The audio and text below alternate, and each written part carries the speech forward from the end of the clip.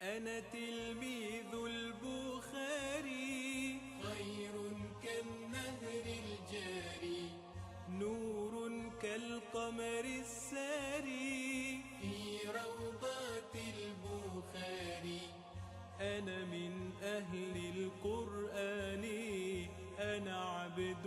للرحمن بسم اللہ الرحمن الرحیم الصلاۃ والسلام علی رسولہ الکریم وخاتم النبیین جی الحمدللہ صحیح بخاری کی تفہیم البخاری حدیث نمبر 17 میں ہم دیکھتے ہیں کیا رسول اللہ صلی اللہ علیہ وسلم کا فرمان موجود ہے۔ قال ابو ادریس عید اللہ بن عبداللہ ان عبادۃ بن الصامت وکان شہد بدرا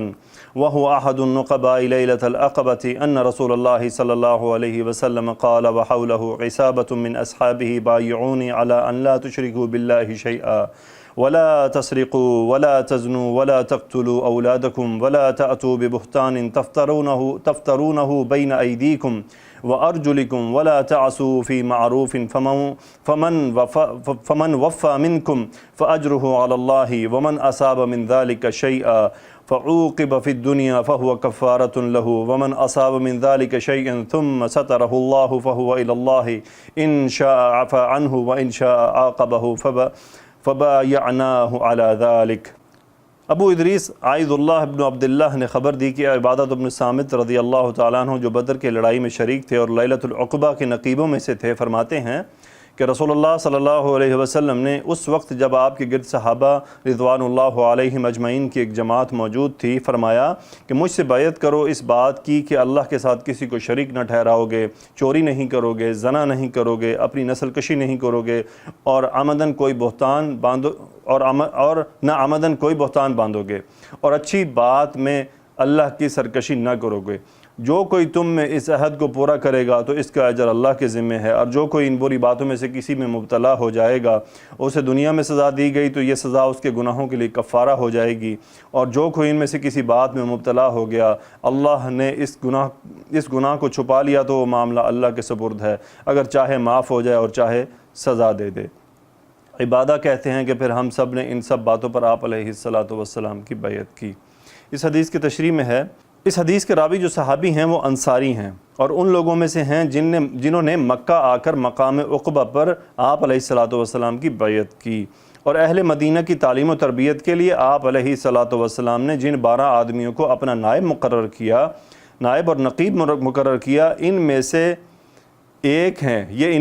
ہیں اور جنگ بدر کے شرکاء میں سے ہیں۔ اس حدیث سے اگرچہ صراحت کے ساتھ انصار کی وجہ تسمیہ ظاہر نہیں ہوتی، لیکن اس سے اتنا پتہ چلتا ہے کہ مدینہ کے لوگوں نے جب اسلام کی نصرت اور اعانت کے لیے مکہ آ کر رسول اللہ صلی اللہ علیہ وسلم سے بیعت کی تو اسی بنا پر ان کا نام انصار پڑا۔ انصار جمع ہے ناصر کی، اور ناصر مددگار کو کہتے ہیں۔ اس حدیث سے ایک مسئلہ یہ نکلتا ہے کہ اسلامی قانون کے مطابق جب ایک مجرم کو اس کے جرم کی سزا دے دی جائے تو آخرت میں اس کے لیے یہ سزا کفارہ بن جاتی ہے، یعنی پھر اس کو آخرت میں سزا نہیں ملتی۔ دوسرا مسئلہ یہ معلوم ہوا کہ جس طرح یہ ضروری نہیں کہ اللہ ہر جرم کی سزا دے، اسی طرح اللہ پر کسی نیکی کی جزا دینا بھی فرض نہیں۔ اگر سزا دے تو یہ اس کا انصاف ہے، اور اگر جرم معاف کر دے تو یہ اس کی رحمت ہے۔ نیکی پر اگر ثواب نہ دے تو یہ اس کی بے نیازی ہے، اور ثواب عطا فرمائے تو یہ اس کا کرم ہے۔ تیسرا مسئلہ یہ ہے کہ گناہ کبیرہ کا مرتکب بغیر توبہ کیے مر جائے تو یہ اللہ کی مرضی پر موقوف ہے کہ چاہے تو اس کے ایمان کی برکت سے بغیر سزا دیے جنت میں داخل کر دے اور چاہے تو سزا دے کر جنت میں داخل کرے۔ چوتھی بات یہ معلوم ہوئی کہ کسی عام آدمی کے بارے میں یہ کہنا کہ یہ قطعی جنتی ہے یا دوزخی ہے مناسب نہیں۔ پانچویں بات یہ معلوم ہوئی کہ اگر ایمان دل میں ہے تو محض گناہوں کے ارتکاب سے کافر نہیں ہوتا۔ اس حدیث میں اسلامی تعلیم کا پورا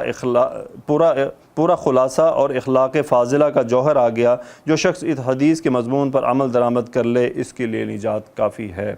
تو جی الحمدللہ اس حدیث میں ہماری نجات کے لیے چند باتیں کی گئیں۔ ایک تو ہم شرک نہیں کریں، دوسرا ہم چوری نہیں کریں، تیسرا ہم زنا نہیں کریں، چوتھا نسل کشی نہیں کریں، اور پانچواں ہم کسی پر کوئی بہتان نہ لگائیں، ہم کسی پر کوئی الزام نہ لگائیں، اور ہم اللہ کی جو ہے وہ فرما برداری کریں، اللہ کی اطاعت کریں۔ جی اللہ تعالیٰ سے ان تمام برائیوں سے بچنے کی دعا کرنی چاہیے، کوشش کرنی چاہیے کہ ہم ان میں سے نہ ہو جائیں، نہ صرف ہم نہ ہو جائیں بلکہ ہم جس کو اس میں ملوث پائیں، جس کو اس کا شکار پائیں، ہم اس کی مدد کریں، اس کی اصلاح کی کوشش کریں، ہم جہاں تک ہو سکتا ہے اسے پیار محبت سے ان تمام باتوں سے منع کریں، نہ کہ اسے جھگڑا کریں، اور اس کے لیے دعا بہت کریں۔ دیکھیں جس کو دعوت دیں اس کے لیے دعا بہت کریں۔ دعوت تو ایک اثر رکھتی ہے لیکن دعا بہت بڑا اثر رکھتی ہے۔ دعوت اور دعا کا آپس میں بڑا گہرا تعلق ہے۔ دعوت کر کے پھر دعا کریں کہ یا اللہ تو اسے ہدایت عطا فرما۔ الحمدللہ آج ہم نے حدیث نمبر 17 دیکھی، اس میں ہمیں چند دینی باتوں کا پتہ چلا، خاص طور پر یہ کہ اگر کسی کو دنیا میں اس کے جرم کی سزا دے دی جائے اسلامی طور پر تو آخرت میں اس کے لیے کفارہ بن جاتی ہے۔ دوسری بات یہ کہ اللہ عز و جل چاہے تو اگر کوئی انسان توبہ کیے بغیر مر جائے تو چاہے تو اللہ اسے معاف کر دے اور چاہے اسے اس کی سزا دے۔ یہ اللہ کی طرف اللہ کی پوری رحم و کرم کی بات ہے۔ ہم اللہ سے دعا کرتے ہیں کہ یا اللہ ہمیں توبہ عنایت فرمانا، یا اللہ ہمیں توبہ کی توفیق عطا فرمانا مرنے سے پہلے، یا اللہ ہمیں ایسے نہ مرنے دینا، ہمیں توبہ کے ساتھ موت دینا، یا اللہ ہمیں ایسی موت دینا کہ ہم دنیا سے توبہ کر کے رخصت ہوں، یا اللہ ہمیں توبہ کی توفیق دینا، یا اللہ تیری رحمت سے امید لگائی ہے ہم نے، ورنہ گناہوں کے تو ہمارے پاس بہت بڑے بڑے گڈھے ہیں، یا اللہ تو رحم فرما، ہمیں معاف کر دے۔ وآخر دعوانا ان الحمدللہ رب العالمین، الصلاۃ والسلام علی رسولہ الکریم۔